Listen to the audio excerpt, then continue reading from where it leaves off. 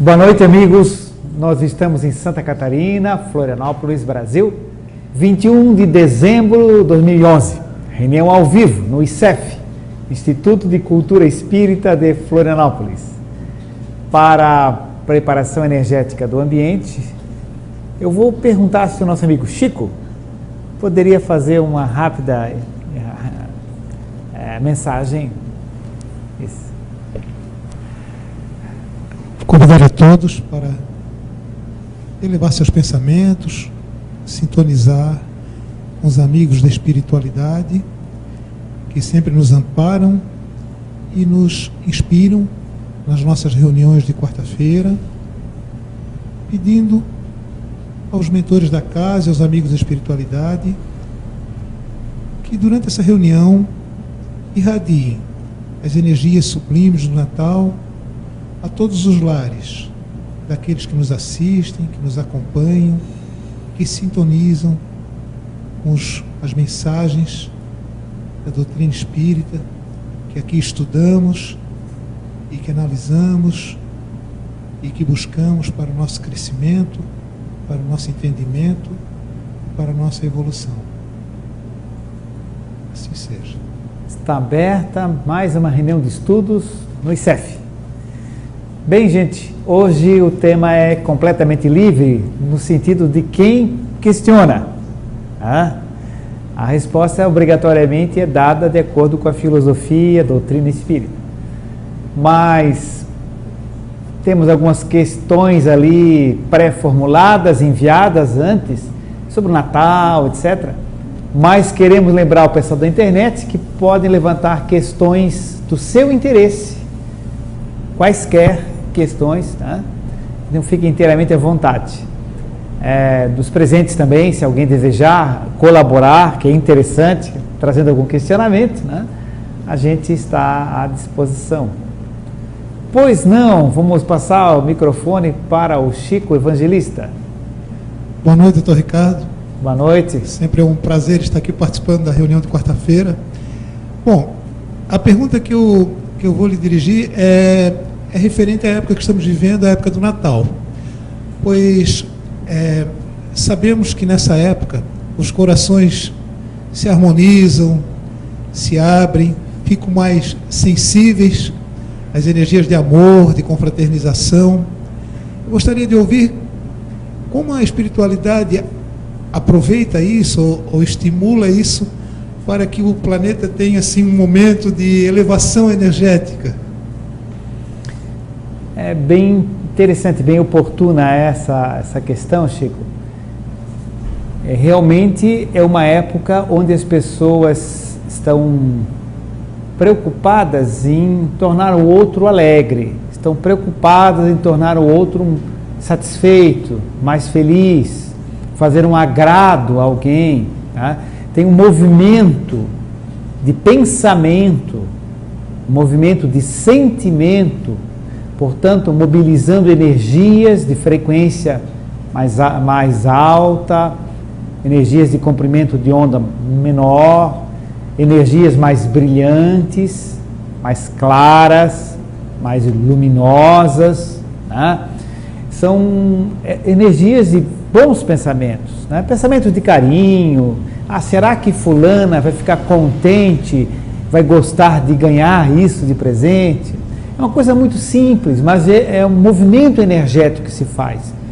Isso multiplicado por dezenas, centenas, milhares, milhões de pessoas, para não chegar nos bilhões, mas no mínimo muitos milhões de pessoas, estão com esse tipo de pensamento, esse tipo de sentimento. Isso leva a uma mudança da psicosfera individual, da psicosfera familiar, né? É claro que existem outros fatores, né? Mas esse fator que foi levantado na questão ocorre, né? E cabe a nós também aproveitar isso, né? Muitas vezes é uma forma de facilitar aproximações, de resolver dificuldades, né? Pelo menos em alguns casos, né? Então, é um momento muito importante. A espiritualidade usa essas energias ela coleta essas energias, absorve essas energias, concentra essas energias em verdadeiros recipientes energéticos, né? E muitas vezes direciona essas energias num determinado sentido para beneficiar uma outra pessoa, um terceiro, né? Ou até mesmo alguém que nós estamos pensando em deixar contente, feliz, providenciar alguma coisa para essa pessoa, né? Então essa energia, a espiritualidade aproveita essa emanação vibratória, né? E direciona essa energia, ajudando em questões físicas, em questões energéticas, em questões astrais, que são níveis diferentes, né? Em questões mentais, espirituais, né? Inclusive a psicosfera da cidade, ela tende a mudar positivamente, como também no carnaval existe uma outra psicosfera que normalmente não é tão positiva, ou até não é positiva, via de regra, né? Então, porque são outros pensamentos, outros sentimentos, outras ideias, outros campos de energia gerados e que são mobilizados, no caso do carnaval, frequentemente por entidades doentias, entidades às vezes perversas, desequilibradas, gerando outras intuições, né? Outras condutas, né? E no Natal não, no Natal existe essa preocupação, mesmo que se esqueça que é aniversário de um grande mestre planetário, né? Mesmo que se esqueça que esse aniversário, pense só no Santa Claus, no Papai Noel, etc., mas de qualquer forma há aquele sentimento de agraciar alguém, né? E isso a espiritualidade aproveita sim, aproveita muito bem e tem equipes especializadas em tudo lá. E nesse momento eles trabalham muito isso. Muito oportuna essa questão, Chico. Parece-me que há uma pergunta da internet, né? Sim. Tem uma pergunta do Evamar de Belo Horizonte. Ele perguntou: o que causa depressão, especialmente no espírita que deseja ardentemente trabalhar e mesmo na seara espírita não consegue com assiduidade? Então, no início do questionamento, lá de Belo Horizonte, Ademar? Ademar é o nome? Evamar. Certo. Mesmo no início da questão, ele pergunta, parece, o que causa a depressão, não é isso? Sim, o que causa a depressão, especialmente no espírita que deseja ardentemente trabalhar e mesmo na seara espírita não consegue com assiduidade. Certo. Olha, ele pode até encontrar no site do ICEF 2 palestras sobre depressão. Não sei se aquelas antigas ainda estão no site? Tem? Tem que dar uma olhada. Existem 2 palestras sobre depressão, de 1h30 cada uma delas, detalhando mais. Uma delas é do Dr. Hildebrando Scófano e outra é proferida por mim mesmo, com slides, com desenhos, etc. Então ele pode, inclusive, depois, nosso amigo de Belo Horizonte, acessar essas palestras, porque existem detalhes bem amplos a respeito disso. Porém, o que nós poderíamos dizer assim de uma forma mais rápida? A depressão, ela tem muitas causas, né? Muitas causas mesmo. Frequentemente, a pessoa, ela tem uma tristeza prolongada, uma melancolia prolongada, que depois caminha para essa depressão. E essa tristeza, essa melancolia prolongada, ela decorre de frustrações, né? Que frustrações? A pessoa não está conseguindo objetivos que ela almeja. Alguns desses objetivos são ilusórios, outros são de subsistência básica também, né? Então a pessoa às vezes idealiza alguma coisa, né? Ou projeta alguma coisa que foge da realidade ou da possibilidade, né? É muito comum a pessoa depressiva, vamos dar um exemplo, ela costuma ver na televisão, na internet, uma série de situações que ela não tem possibilidades de alcançar. Então é um iate maravilhoso, é um carro maravilhoso, enfim, lugares paradisíacos. depois ela vai para o seu serviço, vai conviver com as mesmas pessoas, todo mundo é normal e comum, né? Na verdade, todo mundo com suas dificuldades. Então, isso acaba minando dentro dela, dentro da sua intimidade, e ela acaba sentindo-se frustrada, né? Às vezes são coisas essenciais para a pessoa mesmo, né? Mas o sentimento de frustração é muito importante, isso gerando essa melancolia, essa tristeza que vai se arrastando, vai se aprofundando, depois cai na depressão. Também há um fator de influência espiritual associado, mas que não é a causa não básica, não é, mas há um fator espiritual associado, que sempre acontece, uma sintonia de energias de entidades depressivas, tristes, né, que aumenta o processo da depressão. A pessoa que tem mediunidade, ela é muito mais sensível ao processo depressivo, extremamente mais sensível. É muito comum a pessoa que tem mediunidade fragilizar-se nessa área, né? E o que se recomenda é buscar um conjunto de fatores de tratamento, de elementos de tratamento. Um trabalho com homeopatia, um trabalho com a psicóloga ou psiquiatra, né? O atendimento fraterno na casa espírita, um conjunto de busca nesse sentido. Mas eu recomendaria ao nosso amigo do Belo Horizonte que acessasse na internet. Sim, eu gostaria de tirar uma dúvida que ele pudesse responder, porque ele disse que, mesmo sendo espírita, ele não consegue trabalhar na casa espírita. Se ele pudesse explicar melhor se ele não consegue porque não o dão oportunidade ou porque ele não tem tempo, para a gente poder entender. Eu acredito, ele pode confirmar, que por ele estar depressivo, ele não consegue executar o seu trabalho na casa espírita. Me parece que é esse sentido, certo. Mas pode ser que seja outro, Luciano, certo. Né? Tá, obrigado. Então, eu entendi nesse sentido, mas não sei se ele quer corrigir a nossa ideia, né? De repente pode ser outra coisa mesmo. Bem, bom, sim, da internet outra pergunta? Olha só, tá animado aí. Carlos, de São Lourenço, Minas Gerais, pergunta: Dr. Ricardo, doação de órgãos repercute no perispírito? Já que o transplante é feito com os órgãos ainda funcionando e o desprendimento ainda incompleto.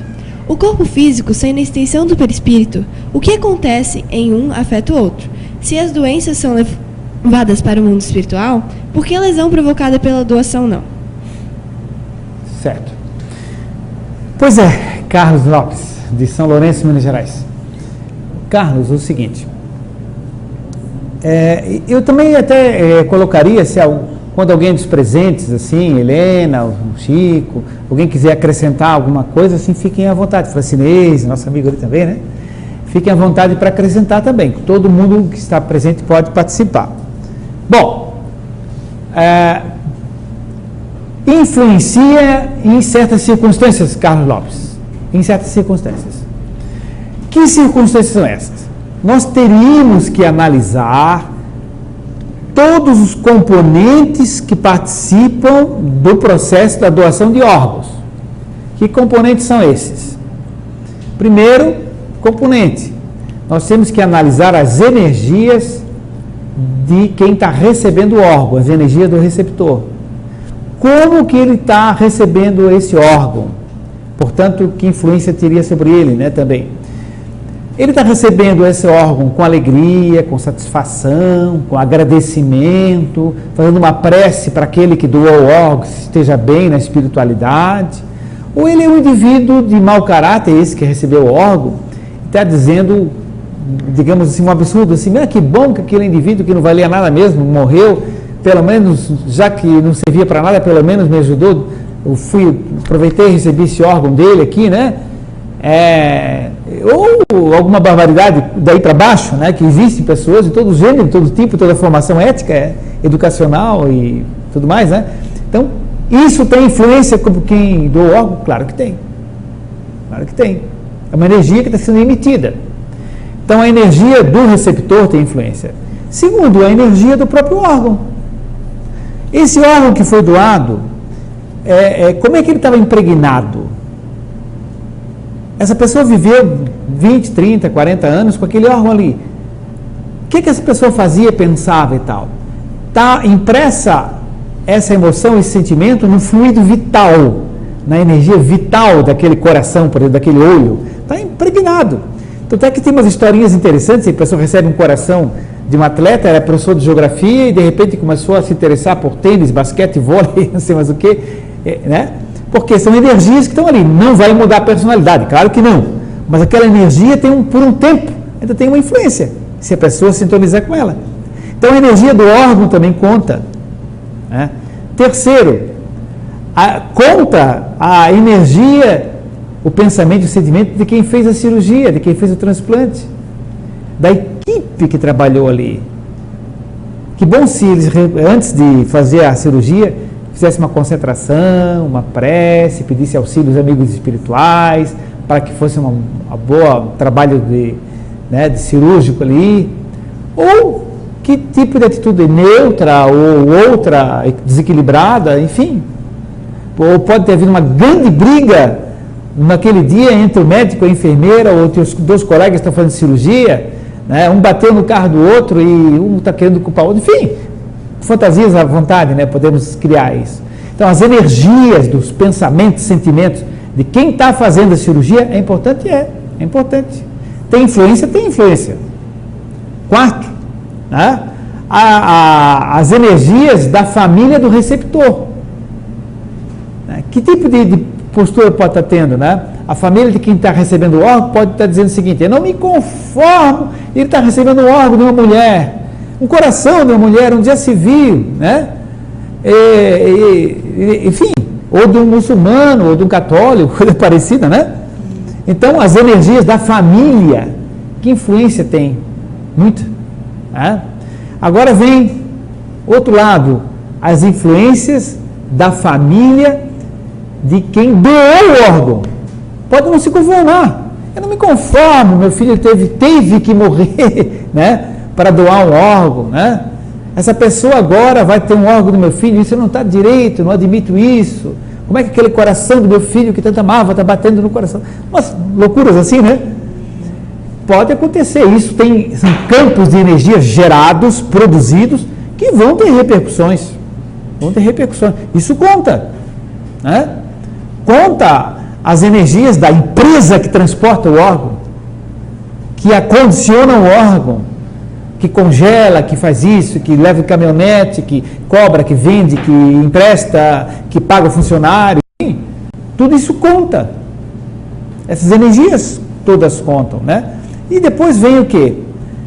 As energias dos protetores espirituais da família de um, da família do outro, ou os obsessores da família de um, os obsessores da família do outro, quem recebeu, os protetores da equipe médica, os obsessores da equipe médica, os protetores da empresa que tem mesmo, os obsessores da empresa, né? Da equipe médica, do receptor lá em cima, do doador que desencarnou, né? Está um espírito do lado dele assim, onde você viu, rapaz, um órgão, não sei mais o que está ali, um perturbando, incomodando ele. Ou então, sintonizado com o protetor, fique feliz, tem uma criança agora que está enxergando, graças a você e tal, ele, que maravilha e tal. Então, são um conjunto de fatores, né? É capaz que também tenha dentro do nosso site uma palestra sobre doação de órgãos, provavelmente tem, né? Onde a gente foca várias circunstâncias. Agora, em resumo, pode-se dizer o seguinte: quem doa com amor, quem doa com vontade de ajudar o próximo, não tem problema nenhum, certo? A pessoa vai ficar muito feliz, ver alguém enxergando que não enxergava, receber as energias de felicidade de quem enxerga, ou de quem vive mais um pouco de tempo, às vezes muitos anos, com a sua família, com seus filhos, sua esposa, porque graças a um ato de amor de alguém que doou um órgão. Então, sendo feito nesse sentido, sempre trará resultados positivos. Agora, existem os desequilíbrios todos.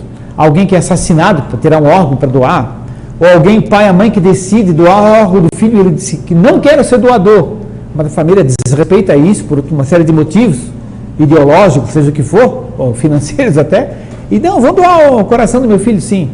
Já morreu mesmo, né? E o espírito está lá desesperado, irritado, com medo, com raiva, aí tem repercussão no perispírito dele, sim. Né? Então, tudo isso conta. Vamos lá. Bem, qual o significado do Natal para os espíritas? Qual o significado do Natal para os espíritas? Vamos começar com alguns voluntários aí? Vamos ver que cada um diz alguma coisa aí. Vou passar o microfone para o Leandro. Leandro, quer dizer alguma coisa? Para ti, o que significa Natal? Uma palavrinha só. Opa, essa aí. Falar o seguinte, assim, eu acho que o Natal, hoje em dia, ele é muito mais focado no Papai Noel do que no nascimento de Jesus. Né? Então, assim, eu acho que para mim, uma coisa bem pessoal, eu acho que a gente deveria começar a se desprender desses presentes, dessa questão do financeiro mesmo, né? De presentear alguém com um presente, uma coisa que talvez se fosse doado um alimento a famílias carentes, às pessoas necessitadas, talvez o significado do Natal seria bem mais importante nesse sentido, né? Da doação, da caridade, de ajudar o próximo, e não no sentido de presentear. É mais ou menos isso que eu... Bom, esse é um ângulo da questão. Sara, o que você diria sobre o Natal?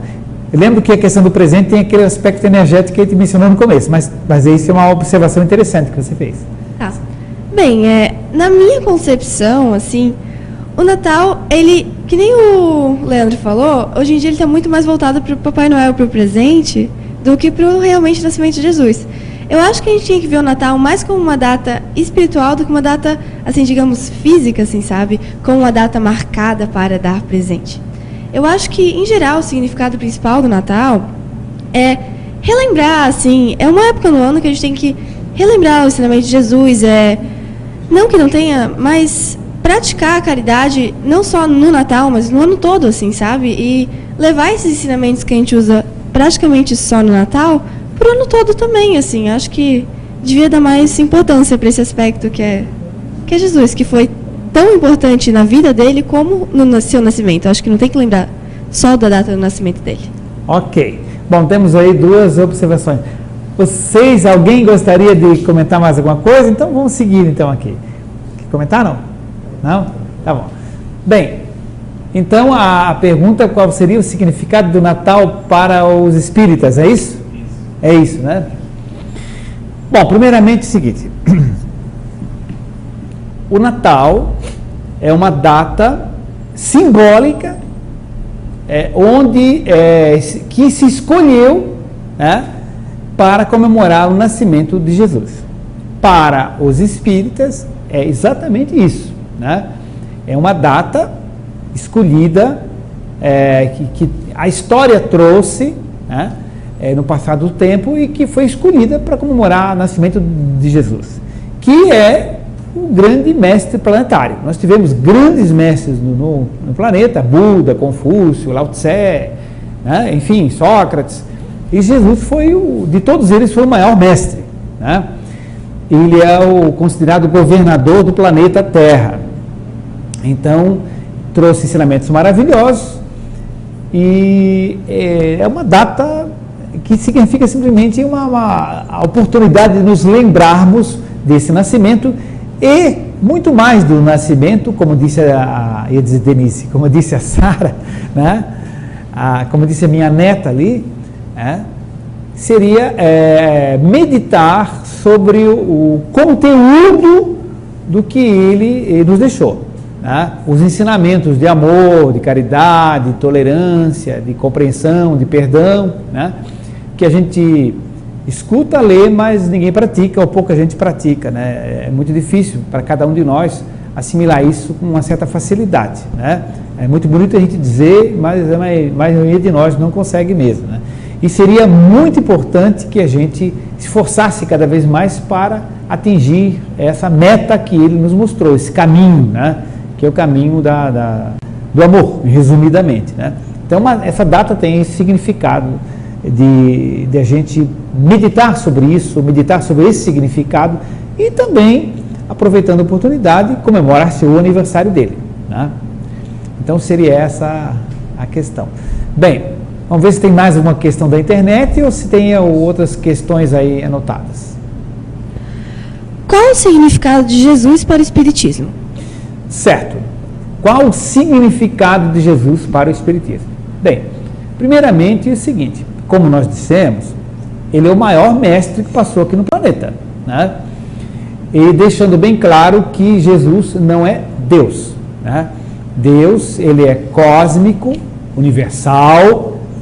Deus está presente no macrocosmo, nas galáxias, nas estrelas, né, nos sóis, nos asteroides, ou seja, todo o universo está mergulhado na inteligência e no amor divino. E todo o microcosmos, mesons, prótons, elétrons, partículas subatômicas, estão mergulhadas na energia, no amor, na inteligência divina. Então, esse é Deus, né? Não é uma figura humana. E Jesus não é Deus. E seria quem representaria o amor, a evolução, o progresso, o estímulo para tudo isso aí no nosso planeta seria Jesus, o exemplo máximo, né? Mas podemos colocar aí Sai Baba, enfim, outros grandes mestres da humanidade, né? Então, este é o significado de Jesus para os espíritas, né? Se alguém quiser acrescentar algo, fique à vontade, né? Bem, o Espiritismo é cristão? Se o Espiritismo é cristão? A pergunta é muito interessante pelo seguinte, porque muitas correntes religiosas, muitas religiões, não consideram o Espiritismo cristão, certo? Não consideram. E nós espíritas nos consideramos cristãos. Por quê? Por quê? Se você conversa com uma pessoa de alguma denominação religiosa mais comum, eles dizem Jesus é Deus. Eles usam Jesus e Deus como sinônimo. Ou então com aquele mistério da Santíssima Trindade, Pai, Filho e Espírito Santo, os três estão num só, um está nos três, então Jesus é Deus, entende? Então para eles Jesus é Deus. Para nós espíritas, Deus é uma outra concepção, uma outra ideia que nós achamos mais ampla. O que não diminui de forma nenhuma Jesus, né? Mas Jesus não é Deus. Deus não é antropomórfico, ou seja, de forma humana. Não é um espírito humano, né? Mesmo na grandeza do mestre. Não, não é. Então, por isso, algumas religiões acham que não, os espíritas não são cristãos. Mas nós somos cristãos, consideramos-nos cristãos, porque aceitamos todos os ensinamentos do grande mestre. Certo? Então, por isso, nós nos consideramos cristãos. Os espíritos, quando se comunicam e falam no espiritismo, na doutrina espírita, eles falam no cristianismo redivivo, como se fosse ressuscitado, né? Porque a mensagem cristã, para os espíritos, ela foi deturpada, alterada, modificada, sem querer, por querer, com interesses escusos ou interesses bondosos, mas foi modificada no decorrer dos séculos, muito modificada, né? Então, os espíritos dizem a forma de reviver a essência do cristianismo seria, uma das formas seria a doutrina espírita. Então eles chamam o espiritismo de cristianismo redivivo, né? Então, plenamente cristão, né? Agora, se você for discutir com uma pessoa que considera Jesus Deus, não, você não é cristão, bom, dentro da sua concepção, não sou, dentro da minha sou, né? Mas não vejo assim grande importância dizer que você é cristão, não, mas tudo bem, mas somos. Vamos adiante. Doutor Ricardo, o espírito não retrógrada, mas uma senhora que tinha um comportamento excelente teve um acidente e uma parte do cérebro ficou afetado. A partir dessa altura, ficou com um comportamento completamente diferente, impossível de aturar e ruim. Como justificar a mudança de comportamento? Um abraço para todos, Luiz Anjos, de Sydney, Austrália. Olha só, nosso amigo Luiz Anjos. Então, Luiz Anjos, da Austrália, que na realidade ele é de Setúbal, Portugal, mora na Austrália há muitos anos, acho que já é australiano, inclusive, mas o Luiz Anjos nasceu em Setúbal, Portugal, e a esposa dele chama-se Conceição, também é de Setúbal, Portugal. Então, que eu e a Helena, minha esposa aqui presentes, estamos enviando para o Luiz Anjos e para a Conceição um grande abraço, votos de Feliz Natal, Um beijo para os dois, extensivo a Ana Lidon. E o seguinte, a propósito, eles cozinham muito bem, não vem o caso, né? Então, a gente jantou lá, maravilhoso, na casa deles, né? E a gente espera daqui a 1 ano ou 2 entrar lá de novo, né? Muito bem, mas a pergunta não é essa, né, Luiz? A pergunta não era essa. A pergunta era qual mesmo? Está pensando em jantar na casa do Luiz Anjos lá? Então, repete a pergunta do Luiz. Já sei, daquela senhora, já sei. Daquela senhora que teve um problema cerebral e passou a ter um comportamento diferente, agressivo, mal educado. É isso? Ela teve um acidente, vô, mas... teve um acidente, exatamente. Muito bem. Então vejamos o seguinte. Para responder ao Luiz Anjos, a Sara está no microfone, falando no microfone bom, né, Luciano? Esse microfone aí, valeu, né? Está falando para um bom microfone. Se, que nem o cérebro dessa senhora, esse microfone caísse de um lugar alto, ou então rolasse debaixo da caminhonete ali do Luciano, passasse por cima do microfone e rapidamente trouxesse o microfone para Sara, a voz da Sara ia ficar alterada. A voz da Sara ia ficar muito ruim, e um chiaço, etc. Então o que acontece? A Sara não retrogradou, a Sara não evoluiu, porém o microfone que ela estava usando para expressar a sua voz é um microfone lesado.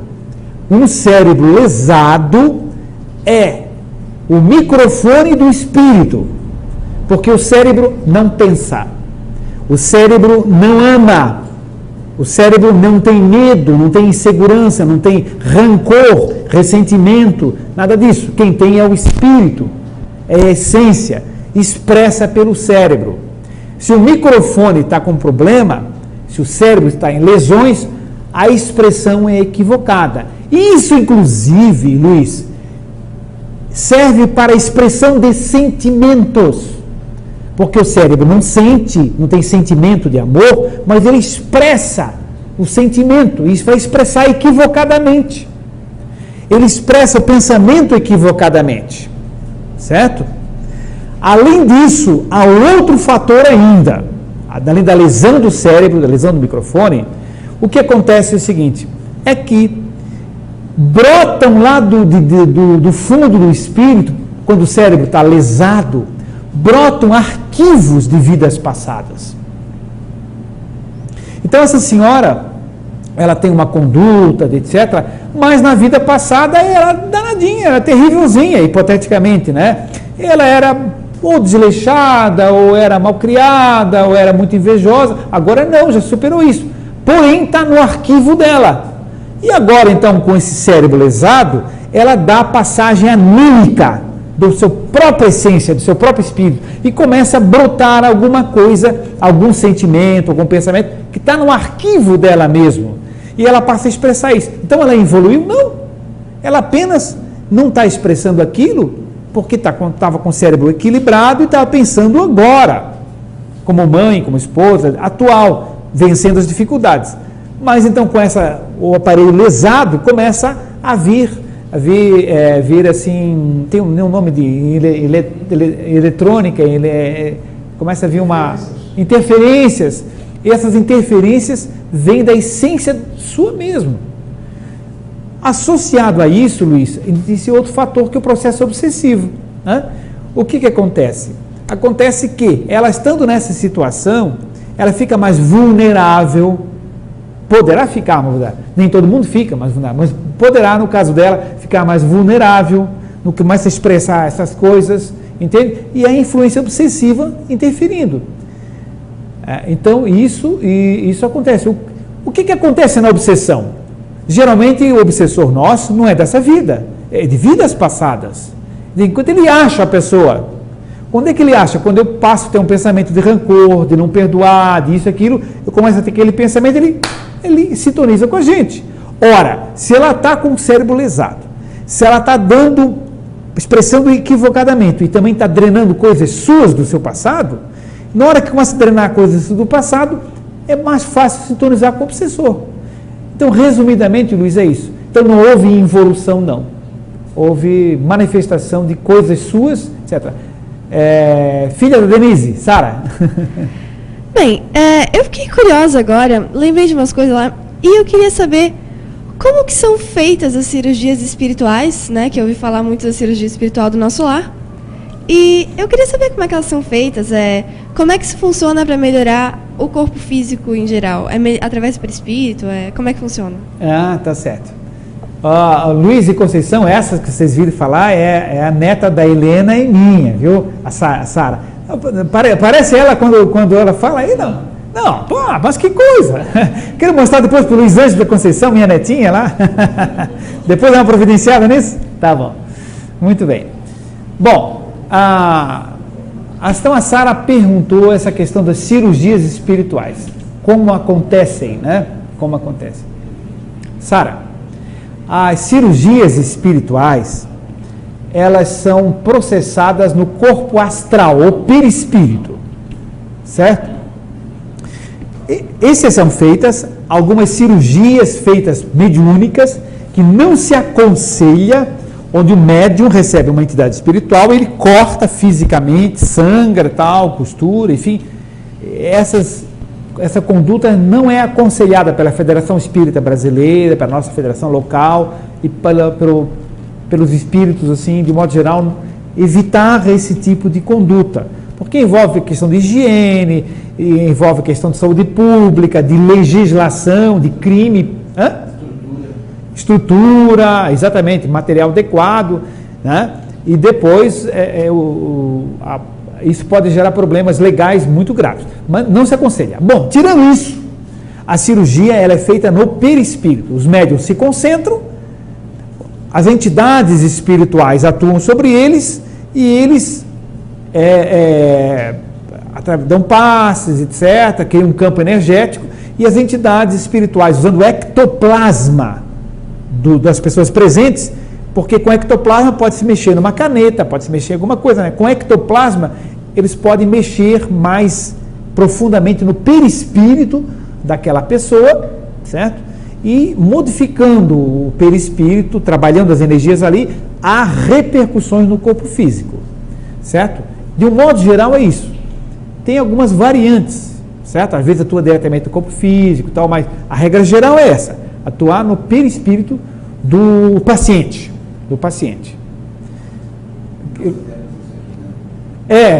Bom lembrar, o Luciano está lembrando, que porque às vezes alguém liga a internet, né? E nesse momento, nós não fazemos cirurgia espiritual aqui no ICEF, a gente só faz irradiação, que tem resultados maravilhosos, a gente tem depoimentos incríveis, se faz sessões mediúnicas, à distância os médiuns vão até os locais, atuam, trabalhamos e tudo mais, com resultados muito expressivos, mas a questão da nossa casa espírita para tratamento espiritual, não é de problema físico, não é doença orgânica, é de questões espirituais. Aliás, a função principal do espiritismo é tratar os espíritos, e não tratar pneumonia, dor lombar, etc., que seria outra área que não consideramos a nossa. Certo? Bem, uma pergunta do Gaudi, de Itaperuna, Rio de Janeiro. Como é que é o nome dele mesmo? Gaudi. Gaudi. É verdade que não existe nenhuma prova da existência de Jesus? Olha, depende de que a pessoa considere como prova. Numa época que não tinha imprensa, não tinha impressão digital, na verdade, não tinha computador, não tinha registro de escrito de nada, né? Naquela época pode-se argumentar que não existiu Sócrates, Platão, Aristóteles, né? Porque tudo isso é relativo às referências ali. Então, tem muita coisa escrita, ditada, né? Mas não tem fotografia, nada disso, né? Então, prova como nós entendemos hoje não existe realmente, mas existem uma infinidade de coisas escritas, né? Então, só se é uma mentira coletiva, assim, uma patologia muito grande, né, de milhares de pessoas que escreveram, né, desde os evangelhos, não só os 4 famosos, como os chamados apócrifos, que também são evangelhos, né, que relatam a presença de Jesus, muitos outros autores em outras épocas subsequentes, né? Então não existiu Paulo de Tarso também, que falava em Jesus. Então não existiu Pedro, que falava em Jesus. Aí você vai ter que ir apagando um montão de gente, né? Então realmente fica complicado, né? Agora, prova, no sentido, nem a gente está interessado nisso, na realidade, né? O que importa é que houve uma entidade que trouxe essa mensagem, está aí, está escrita, muita gente escreveu, comentou, é o que importa, né? Na realidade, o que importa, né? Mas porque a gente não cultua Jesus como um Deus, etc. Isso não existiu. Não faz diferença nenhuma. A mensagem está aí. Se não chamou-se Jesus, chamava-se Jonas, não importa. Está aí a mensagem. Então, o que importa não é a figura, nem a fotografia, nem se era loiro ou moreno, se era filho de Maria e José ou não. Isso é um detalhe que não tem importância, na realidade nenhuma. Importa a mensagem está aí. E é uma mensagem magnífica, né? Isso é o que importa, né? Mas acreditamos sim que exista, não por acreditar por uma fé cega, por milhares de coisas escritas por várias pessoas que o seguiram e que continuaram escrevendo, né, a respeito dele. Bom, vamos ver mais aí. Bem, se comemora o Natal no plano espiritual, como é? Se comemora o Natal no plano espiritual e como é? No plano espiritual, nas sinagogas que existem, comemora-se diferente. No plano espiritual, nos templos muçulmanos, comemora-se o Natal diferente. Certo? Nas igrejas evangélicas que existem no plano espiritual, comemora-se do jeito deles. E nas comunidades mais assemelhadas às nossas, com visão espírita, de espíritos e espíritas, comemora-se mais do nosso jeito. Significa o seguinte, que comemora-se sim, mas de acordo com a afinidade entre as criaturas, a afinidade de pensamentos, com as colônias espirituais superiores, mais ou menos, ou nas zonas tristes, umbral das trevas, a situação é diferente, o entendimento das pessoas é diferente, né? Existe no plano espiritual uma região chamada Espaço das Nações. Está no livro Evolução dos Mundos, parte 1ª. Espaço das Nações fala aí, não sei se é na vida social dos desencarnados, um texto assim, um capítulo assim, mas fala no Espaço das Nações, onde diz que tem colônias de franceses, colônias de japoneses, colônias de irlandeses, colônias de brasileiros, colônias de portugueses, né? De australianos e tudo mais, e conservam seus hábitos, seus costumes, sua língua, mas a linguagem do espírito pensamento, do espírito superior. O espírito comum, como a gente vai falar português lá, não tem saída, entende? Então, e tem pessoas que se reúnem com as mesmas afinidades religiosas, os mesmos cultos, os mesmos símbolos, né? E com uma forma muito semelhante. Tem pinheirinho? Tem. Onde eu vou vai ter pinheirinho. Eu gosto de pinheirinho, entende? Né? Sem dúvida alguma, né? Então, muitos hábitos continuam semelhantes. Se os espíritos superiores dão presente para uns para os outros, eu não sei. Entende? Mas acharia ótimo se desse. Né? Pois não. Nós ganhamos um hoje. Foi visto várias rosas vermelhas com laços brancos colocados tanto aqui no canto dessa sala como na sala de passe hoje. Olha só. E foi dito que seria dado aos trabalhadores do ICF ontem no nosso grupo mediúnico. Presente de Natal? Presente de Natal. E foi visto hoje por mais de uma pessoa aqui do passe. Que ótimo. Inclusive Veja do só. seu lado esquerdo ali nesse canto. É? Poxa, que interessante, né? Está respondido, né? Perfeitamente, né? Ótimo, muito interessante. Muito bem. Vamos adiante. Sim. Passa o microfonezinho para ele. Aí, segura aí. Bem pertinho da boca. Já que o tema é livre, Isso. há quem diga que o cão, o cachorro, é mais educado do que o homem. E como é que ficamos nós homens com isso? Olha, depende do que a gente considere educado, né? Eu poderia dizer que uma plantinha no meu canteiro é mais bem educada do que eu.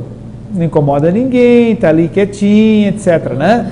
Então aquela plantinha é mais bem educada do que eu, né? Mas é uma questão de palavras, né? Porque à medida que a pessoa... Pode-se dizer o seguinte, que os bebezinhos são muito mais educados do que os adultos. Não têm pensamentos maus, não fazem mal a ninguém, né? São verdadeiros anjos no colo do papai e da mamãe. Deixa ele fazer 14 anos para você ver, entende? Né? Por quê? Porque quando é bebê, não teve oportunidade de se expressar ainda no seu potencial de intelectual, de escolha e tudo mais. O cachorrinho, se tiver um dono, aí eu vou pedir uma opinião depois do Leandro, tá? O cachorrinho, se tiver um dono que oriente direitinho, né? Ele que será um cachorro bem educado. Mas eu já conheci cachorros que pertenciam a pessoas irascíveis. Conheci cachorros que pertenciam a pessoas estranhas, né? De conduta desagradável. Os cachorros, eles eram bem assim, parecidos com seus donos, entende? Então quer dizer o seguinte, vai depender da oportunidade que ele tenha de desenvolver alguma coisa. Agora, esse cachorro, milhares e milhares de anos depois, milhões de anos depois, poderá chegar a uma fase humanoide em algum outro astro do universo, e talvez como um homem da caverna, naquele outro astro, e ele demonstre realmente que ele não é tudo aquilo que a gente pensa, né? Então, na realidade, a gente às vezes confunde a educação com aquela limitação de expressão que a pessoa tem ainda, porque não teve oportunidade ainda de aprender alguma coisa, de fazer uma opção equivocada, né? Mas enquanto ele está conosco, muito carinho, muita atenção, bons exemplos, porque a gente é responsável por ele, ou por ela, cachorrinha, né? Com certeza. Muito bem. E agora, um pouco nesse assunto do cachorro, eu já estava falando com a minha irmã, a Bárbara, e ela me perguntou se quando a gente morria, os cachorrinhos em geral, gato, qualquer animal assim, ia junto com a gente, se eles iam para outro lugar assim, e eu não sabia responder, eu queria saber para poder comentar com ela depois. Vamos ver o seguinte. Helena, quer dizer alguma coisa?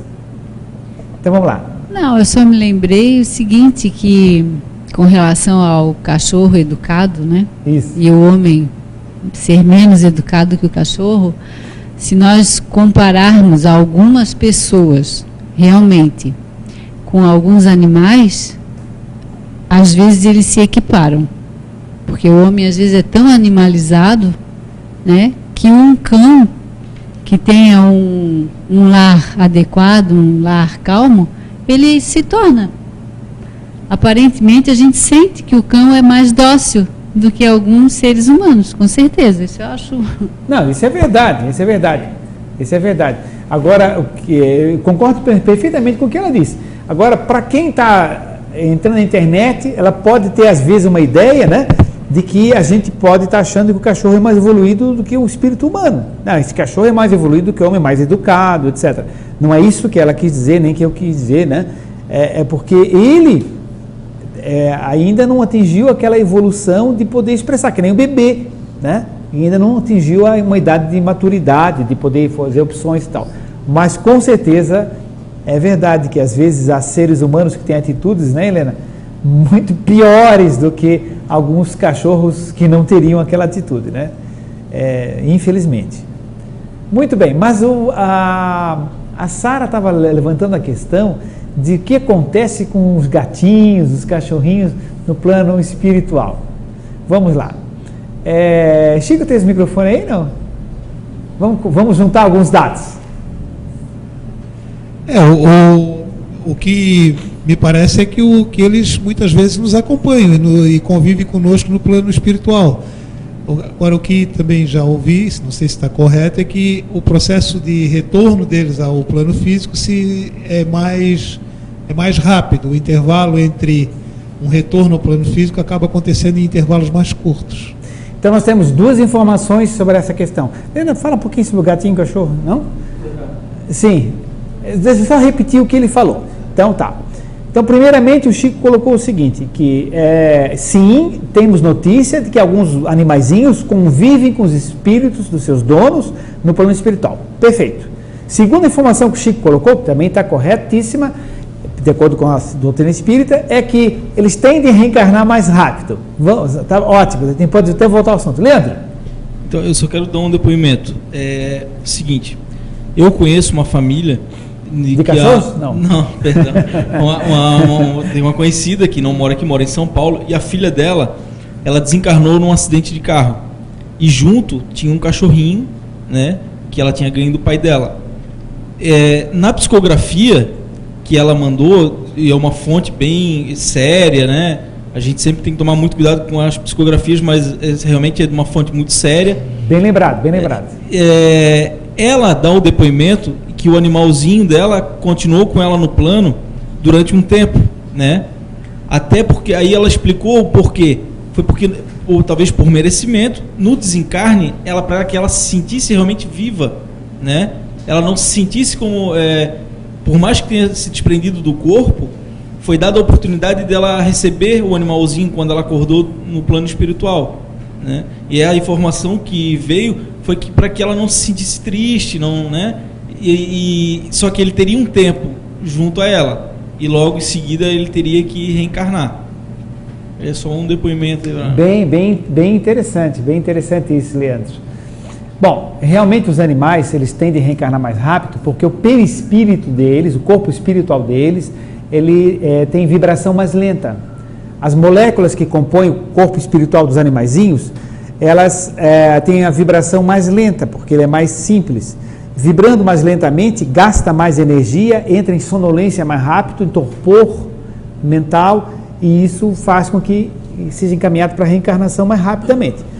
Agora, quando é mantido pelo pensamento de entidades superiores, amorosas ou donos, né, eles mantêm-se mais tempo na dimensão espiritual, porque isso acelera a energia cinética de movimento das moléculas que compõem o corpo astral do animalzinho.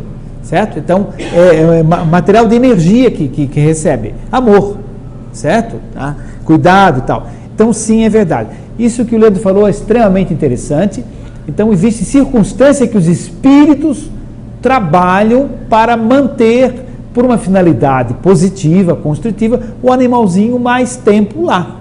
Isso realmente acontece. Muito interessante esses depoimentos também. Ótimo. Ricardo, agora eu queria lhe fazer uma pergunta em função de uma observação que eu faço ao longo da minha vida.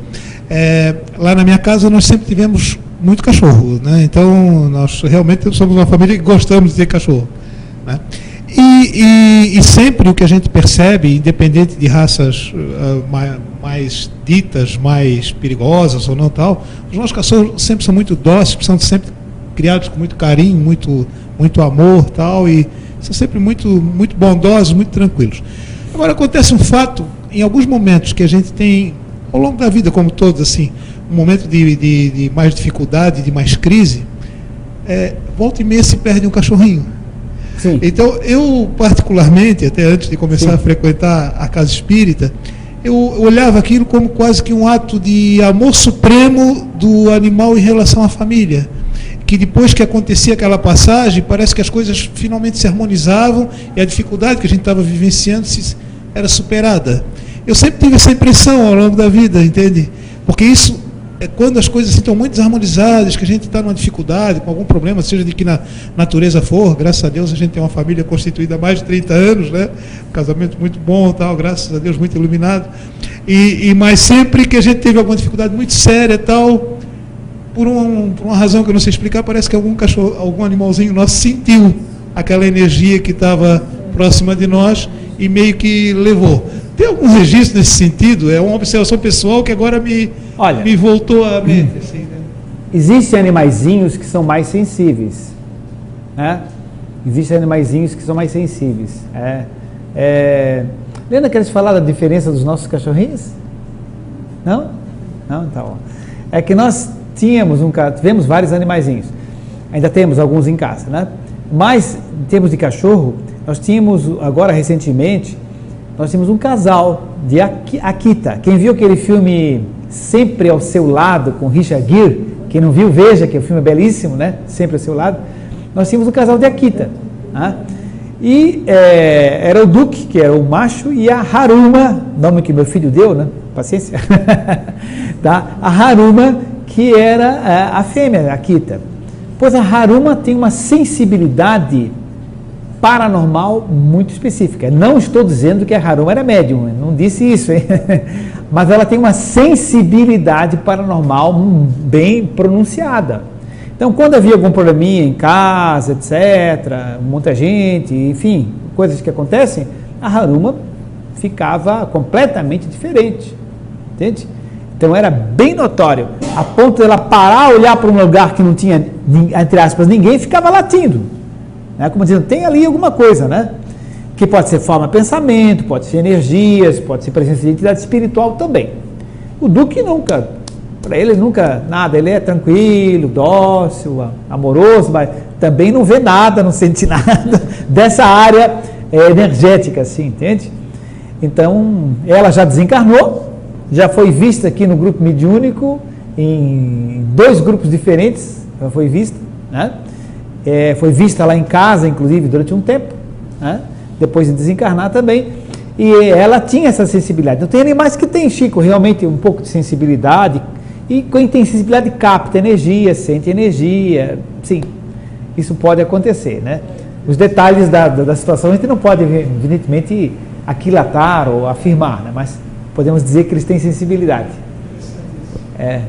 Muito bem, tem internet ou... Sim, trocando de assunto agora, né, a Margarete Vieira, de Florianópolis, perguntou... De Florianópolis? Sim, de Florianópolis. Ah, sim. Perguntou: por que às vezes temos a sensação de que a relação que temos com algumas pessoas vai além da vida encarnada? Por que temos? Pode ser vários motivos. Vamos começar com um deles, para até chegar na questão espiritual e da reencarnação. A primeira impressão é uma ilusão. Porque não estou dizendo que é o caso da Margarete, analisando essas questões de modo geral. Às vezes a pessoa se encanta por alguém porque é fisicamente atraente, bonita, etc. Então se envolve pela aparência física da pessoa, né? E acha que é alguma coisa a mais. Outras vezes não é a aparência física, é o diálogo, a conversa, o gênero de preferência. Então, existe o quê? Existe uma sintonia, nesse caso, de auras. Sintonia de psicosfera. Então, a minha psicosfera sintonizou muito com a psicosfera de outra pessoa. Então, não é nada nesse caso de nem mediúnico, nem espiritual, nem de vida passada. Dessa vida mesmo. A pessoa tem os mesmos gostos. Se tem um grupo falando ali de boxe, e eu não gosto de boxe, ali em outro lugar. Falando de boxe, né? E eu não gosto de boxe, e tem outro comentando o jogo do Barcelona e do Santos, eu vou na conversa de que estão comentando o jogo do Barcelona e do Santos, né? Porque me atrai mais o assunto. Então, há uma sintonia e eu busco aquele ambiente.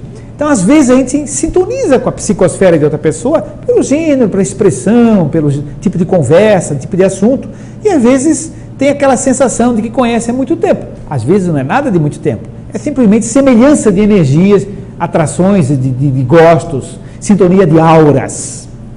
E a terceira situação é realmente, são pessoas que a gente já conheceu no mundo espiritual, antes de reencarnar, foram trabalhadores conosco, pessoas que a gente participou de atividades no mundo espiritual, fizemos viagens juntos, ajudamos outras pessoas, entende?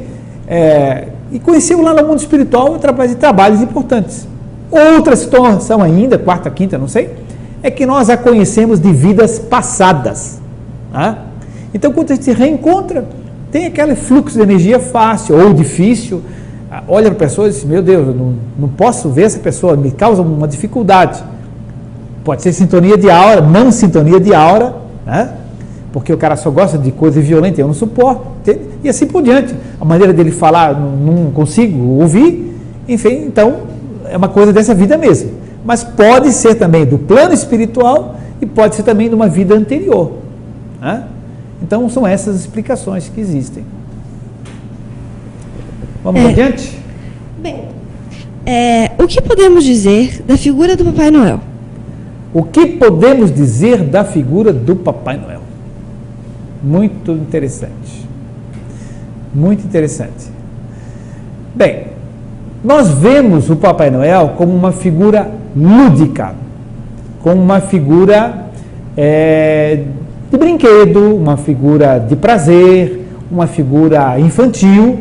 Não vemos nenhum mal, desde que não se esqueça aquilo que o Leandro falou, de que o Natal tem um significado que transcende isso, que a Sara também falou, o Chico, outros falaram, né? O Natal transcende a isso. Desde que não se esqueça os valores, o significado espiritual do Natal, não há nenhum problema da gente brincar de Papai Noel, contratar um velhinho de barba branca para trazer o presentinho para o filho, não há nenhum problema, entende? O que não se pode é se perder só nesse aspecto lúdico, né? E se perder a questão espiritual do Natal, né? Eu acho que as crianças têm todo o direito de sonhar, de brincar, entende? Isso acho que é perfeitamente produtivo quando o Papai Noel não assume atitudes deformadas, exageros de gastos astronômicos, enfim, de uma série de coisas fora do contexto, né?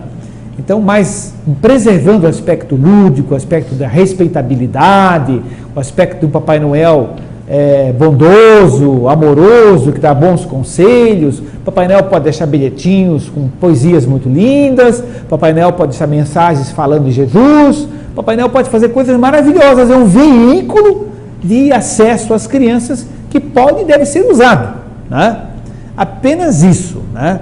Agora, o exagero, a concentração absoluta nisso, evidentemente que a gente não é favorável, né?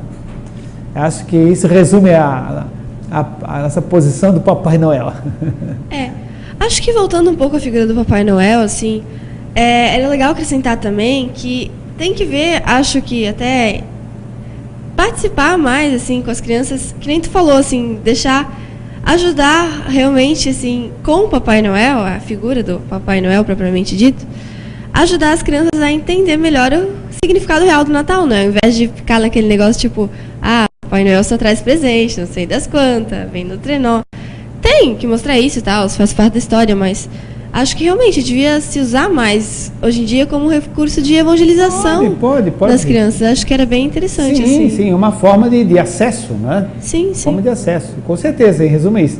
Como a Luiz Anjos já viu e a Conceição já viram a fotografia da minha neta aí, Luciano? No final vamos chamar elas aí, no celular. Quem? Tá bom, então tá jóia. Tá certo.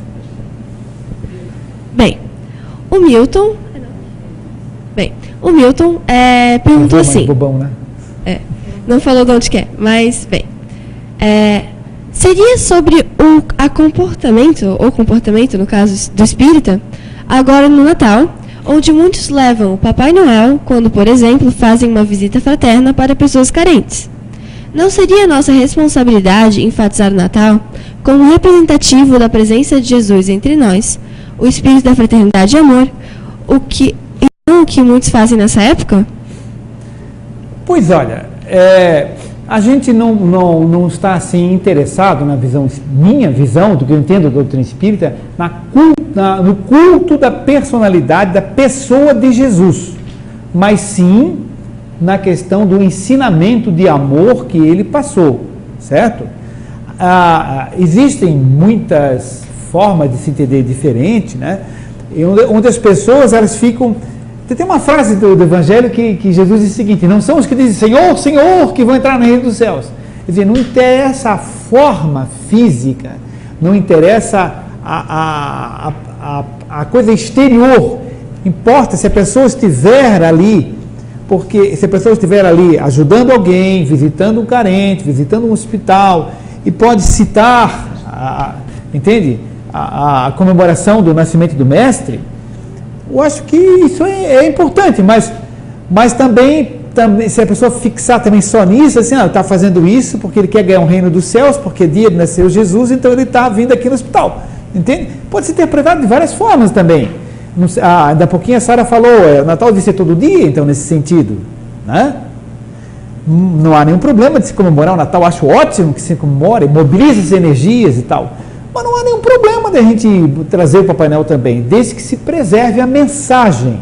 E a mensagem não deve ser principal na figura física de Jesus, que também pode ser usada, não há nenhum problema.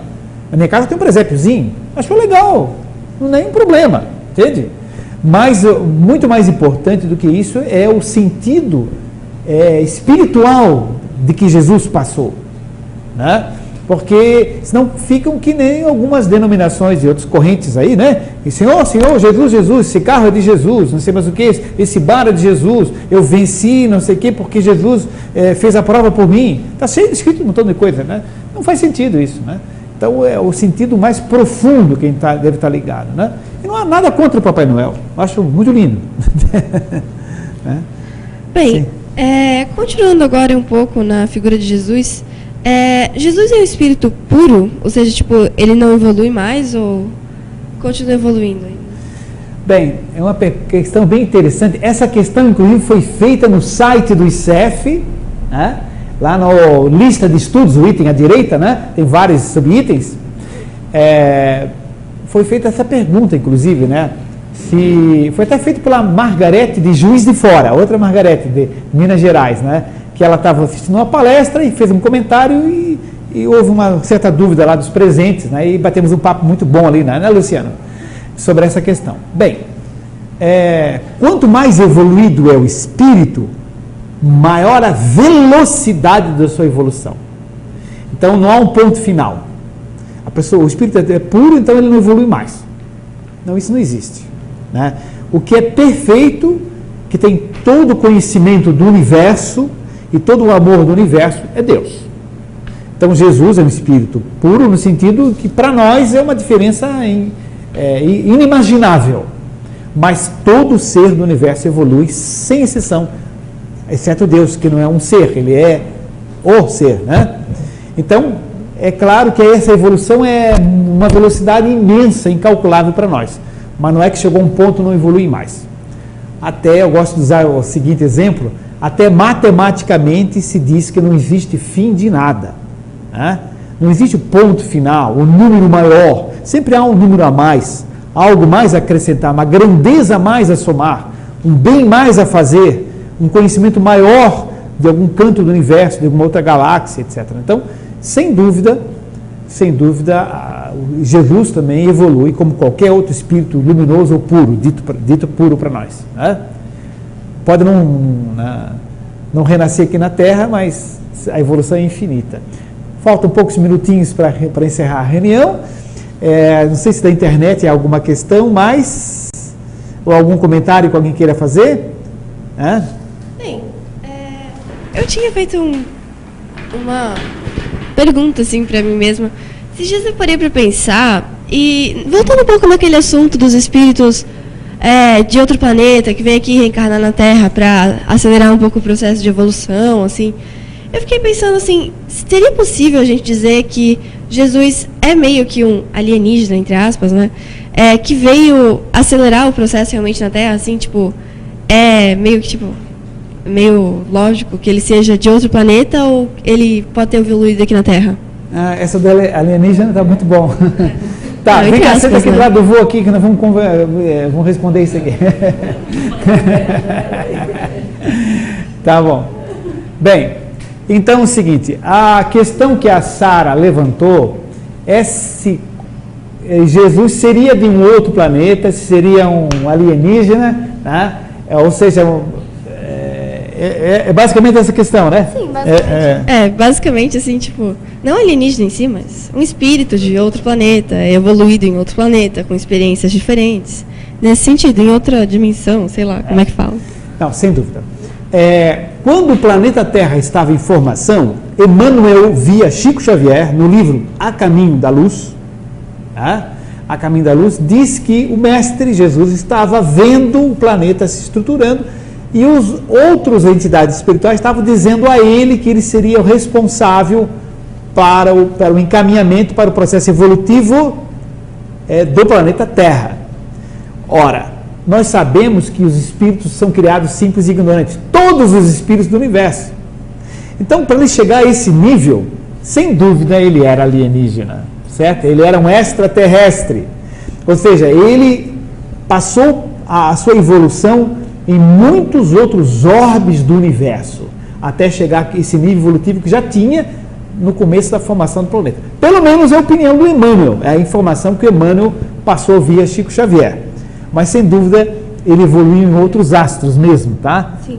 Mas, falando assim, tipo, de outros astros, assim, falaria, tipo, de astros em geral, assim, tipo, dá pra, tipo, pular, assim, de um planeta pro outro, assim, né? Tipo, digamos, terminei as experiências aqui na Terra, eu posso simplesmente evoluir em outro planeta, entre aspas, assim? Ou...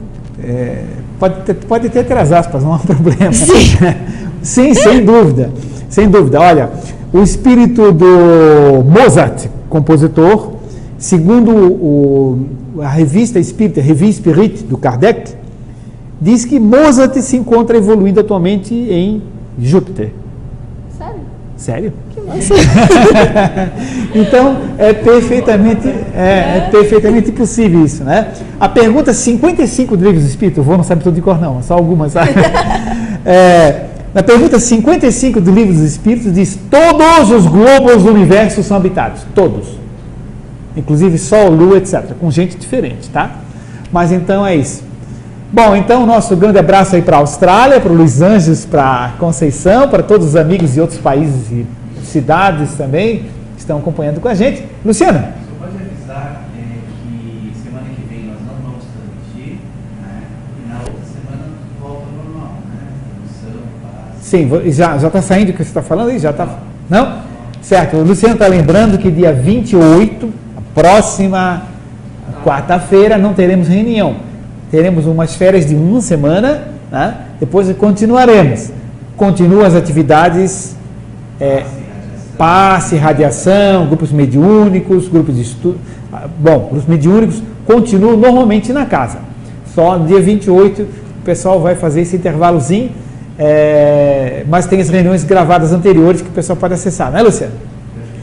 Então, tá certo. Então vamos então encerrar a nossa reunião, agradecendo a presença dos nossos queridos amigos espirituais que nos intuíram, nos apoiaram, né? Um grande abraço a todos e a todos os ouvintes também.